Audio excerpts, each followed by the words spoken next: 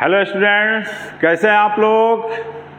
आशा करते हैं कि आप सभी अच्छे होंगे और अपने परीक्षा की तैयारी में लगे होंगे। नहीं, क्योंकि आप लोग में से कुछ मित्रों का फ़ोन भी आ रहा था, मैसेज भी आ रहा था कि सर मेजर और माइनर का एग्ज़ाम है, तो एमडीसी के कुछ प्रश्नों को भी डाल दीजिए, खास करके एमसीक्यूज, क्योंकि पिछली बार एमडीसी 1 में सारे क्वेश्चन टकरा गए थे। नहीं तो खैर एनीवे, हम लोग तो कुछ आप लोगों के लिए मैं लेकर के आया हूँ एमसीक्यूज एमडीसी 02 के लिए, यानी एमडीसी 2 के लिए, क्योंकि पाटलिपुत्रा यूनिवर्सिटी का एग्जामिनेशन 16 तारीख से 16 मई से स्टार्ट होने जा रहा है। तो 11th आवर प्रिपरेशन में यह देख लीजिए कुछ इंपॉर्टेंट एमसीक्यूज को। तो देखिए, फर्स्ट क्वेश्चन है, all the communication activities that take place in order to serve any business और corporate purpose are known as. तो जितने भी कम्युनिकेशन एक्टिविटीज हैं जो किसी बिजनेस या कॉरपोरेट पर्पस के लिए किया जाता है, तो उसको हम लोग क्या कहते हैं? Formal communication, informal communication, corporate communication और नॉन ऑफ दीज। तो आपका सही जवाब होगा कॉरपोरेट कम्युनिकेशन।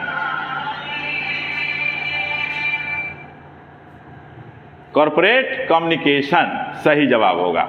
और सेकंड क्वेश्चन है, corporate communication involves a lot of activities that help in managing and executing all the dash what।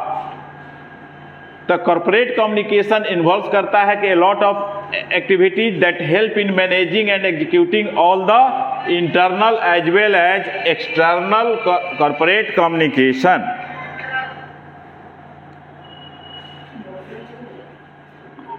Internal as well as external corporate communication. तो यही आपका सही जवाब होगा। देखिए आगे हम लोग देखते हैं थर्ड क्वेश्चन कि थर्ड क्वेश्चन क्या है, तो ध्यान दीजिएगा, ठीक है। तो इस पर ध्यान दीजिए, क्या है कि what are the 3 most important keys to success in interviews. मैंने 3 मुख्य बिंदुआं क्या हैं जो किसी इंटरव्यू को सक्सेस होने के लिए। तो देखिए, पहला है good cologne, nice smile, fresh breath. तो एनीवे हम लोग का सही जवाब है making eye contact, showing enthusiasm और स्पीकिंग क्लियरली। ये आपका 3 मुख्य बिंदु है। की पॉइंट क्या है? की टू सक्सेस इन इंटरव्यूज। तो क्या है? तो making eye contact, showing enthusiasm और स्पीकिंग क्लियरली, यही आपका सही जवाब होगा। नेक्स्ट क्वेश्चन है, which teaching methodology is based on saying what I hear, I forget, what I see, I remember, what I do, I understand. तो ये role play में इसका यूज होता है। तो इसका सही जवाब होगा रोल प्लेइंग। डिटेल्स में नहीं बता सकते हैं क्योंकि यहाँ आपके लिए हम एमसीक्यूज लेकर के आए हैं, तो सिर्फ सही जवाब आपको बतलाया जा रहा है, तो इस पर ध्यान दीजिएगा। एक्सटेम्परी मीन्स स्पोकन और डन विदाउट प्रिपरेशन। मैंने बिना प्रिपरेशन का जो है कि कोई काम कीजिए या कोई बोलिए, अचानक आपको स्टेज पर खड़ा कर दिया जाए, कहा जाए कि इस टॉपिक पर बोलिए, that is called extempore. Next question है 6, Which of these are vital for any organization। किसी भी ऑर्गेनाइजेशन के लिए वाइटल पॉइंट क्या है? स्पीचेज है, डिबेट्स है, ग्रुप डिस्कशन है या आर्गुमेंट्स है? तो ग्रुप डिस्कशन है। क्या है सही जवाब? Group discussion. तो कि कोई भी ऑर्गेनाइजेशन के लिए वाइटल क्या है? तो ग्रुप डिस्कशन है। नेक्स्ट क्वेश्चन हम लोग देखते हैं, क्या है कि the term communist derived from. तो कम्युनिस्ट शब्द कहां से डिराइव हुआ है, कहां से लिया गया है? तो ग्रीक से लिया गया है। कहां से लिया गया है? ग्रीक से। न चाइनीज से, न इंग्लिश से, न लैटिन से, बल्कि ग्रीक से। नेक्स्ट क्वेश्चन है, what is the final step in the communication cycle. Communication cycle में फाइनल स्टेज क्या होता है?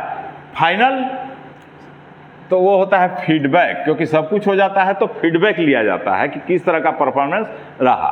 तो इसका सही जवाब होगा, फाइनल स्टेप क्या है, तो फीडबैक है।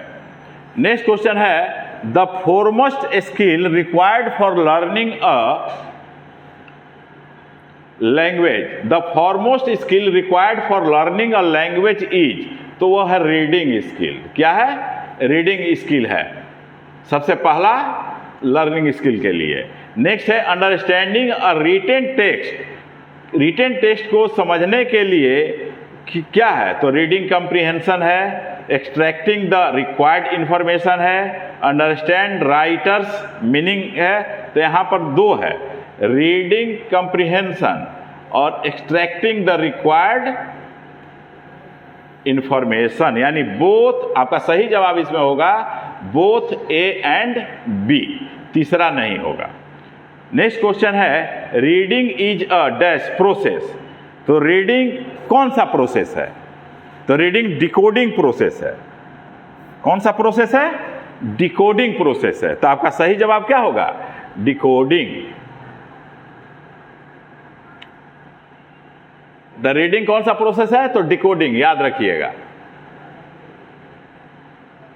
अब देखिए ASQ3R टेक्निक्स, यह ध्यान रखिएगा, ASQ3R techniques for reading is given by, किसके द्वारा दिया गया है, तो यह रॉबिन्सन के द्वारा दिया गया है, ध्यान रखिएगा। ASQ3R techniques for reading is given by Robinson, और कब दिया गया था, तो 1970 में दिया गया था। तो इसको आप लोग याद रखेंगे। नेक्स्ट क्वेश्चन है कि a noun that denotes a thing that is neither male nor female is called the common gender, neutral gender, neuter gender और ऑल ऑफ दिस। तो इसमें होगा आपका सही जवाब न्यूटर जेंडर। न्यूट्रल कोई जेंडर नहीं होता है, बल्कि न्यूटर जेंडर होता है, ध्यान रखिएगा, यहाँ पर कंफ्यूजन होने का ज्यादा चांसेस है। तो आपका सही जवाब इसमें क्या होगा, न्यूटर जेंडर, जो कि मेल और फीमेल दोनों को नहीं बदलाता है। तो इसको हम लोग ऐसे नपुंसक हिंदी में कहते हैं। नेक्स्ट क्वेश्चन देखिए, we require several skills for acquiring, दो चीज आपको यहां भरना है, dash dash dash and dash dash dash. We require several skills for acquiring क्या, नॉलेज और विजडम। तो नॉलेज और विजडम यहां पर फिल इन द ब्लैंक्स हो जाएगा, तो यह सेंटेंस मीनिंगफुल हो जाएगा। तो हम लोग किस चीज की सेवरल स्किल में जरूरत होती है, क्या चीज प्राप्त करने की, नॉलेज और विजडम। इंफॉर्मेशन एक्सपीरियंस नहीं, नॉलेज इंफॉर्मेशन भी नहीं, नॉलेज और विजडम। नॉलेज और विजडम को हम लोग को एक्वायर करना है। नेक्स्ट क्वेश्चन है 15, dash has an important role in the personality building of a child. तो एक चाइल्ड के पर्सनालिटी बिल्डिंग में किसका इंपॉर्टेंट रोल होता है, तो मदर टंग का होता है, ध्यान रखिएगा। किसका होता है, मदर टंग का। जब तक मदर टंग की जानकारी नहीं रहेगी तब तक उसका पर्सनालिटी डेवलप नहीं करेगा। नेक्स्ट क्वेश्चन है, विच ग्रुप, यहाँ और ऑप्शन था, foreign language, standard language, academic language. तो यहाँ पर क्या होगा, मदर टंग आपका सही जवाब होगा। नेक्स्ट क्वेश्चन है, which group communication of people having same interest and belong to same domain. तो वह सेमिनार होता है। क्या होता है, सेमिनार। न मीटिंग होता है, न सिंपोजियम होता है, न कॉन्फ्रेंस होता है, बल्कि क्या होता है, सेमिनार होता है। क्योंकि क्वेश्चन क्या है कि which group communication of people having same interest and belong to same domain, तो यह सेमिनार में पाया जाता है। तो आपका सही जवाब क्या होगा, सेमिनार होगा। नेक्स्ट क्वेश्चन देखते हैं। हाँ, expressing one's thoughts by using body parts is known as. तो उसको तो गेस्चर कहते हैं, गेस्चर। तो इसका सही जवाब क्या होगा, गेस्चर होगा। क्योंकि क्या है कि एक्सप्रेसिंग वंस थॉट, किसी का thoughts by using body part, जिस तरह से हाथ हिलाते हैं, आई कांटेक्ट देखते हैं, सर हिलाते हैं, तो वो क्या, कौन सा पार्ट होता है, वह गेस्चर होता है। नेक्स्ट है, people faces which form of communication barrier sorry, people faces which form of communication barrier in doctors handwriting? तो लैंग्वेज बैरियर है, डॉक्टर्स का हैंडराइटिंग नहीं समझ पाते हैं, तो ये क्या होगा? लैंग्वेज बैरियर आपका यहां पर सही जवाब होगा।